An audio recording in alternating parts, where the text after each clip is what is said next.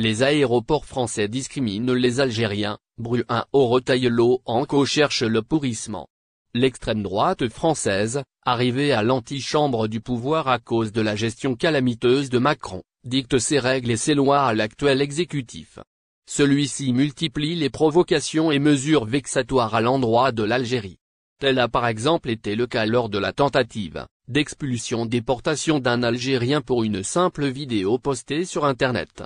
Celle-ci avait été suivie par une magistrale leçon algérienne en matière de respect des droits de l'homme et de dignité de la personne humaine.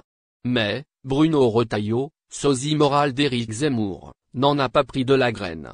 L'actuel ministre de l'Intérieur, premier flic de France, cherche à braconner sur les plates-bandes de RN si bien ou si mal, c'est selon, qu'il a été récemment mouché et douché par la justice darmanienne pour avoir anticipé l'annonce de la mise en examen d'un énième Algérien pour un post sur les réseaux sociaux.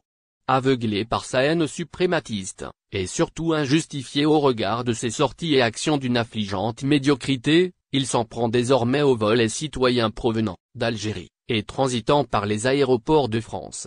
Les mauvais traitements de la part de la police des frontières y ont été tout aussi brusques que fréquents. Ce n'est donc pas un hasard, ni une action zélée de la part d'un ou deux policiers retailleauistes, mais bel et bien le fruit d'une instruction venant de l'hôtel Beauvau.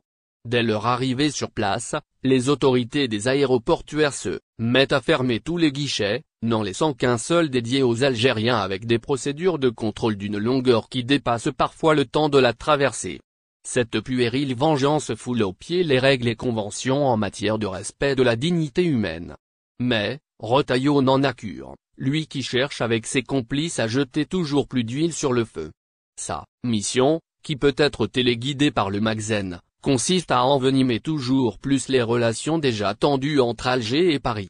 Mais, la diplomatie algérienne, mûre et pragmatique, se place au-dessus de des contingences. Retailleau et ses relernistes ont pour habitude de surfer au ras des pâquerettes.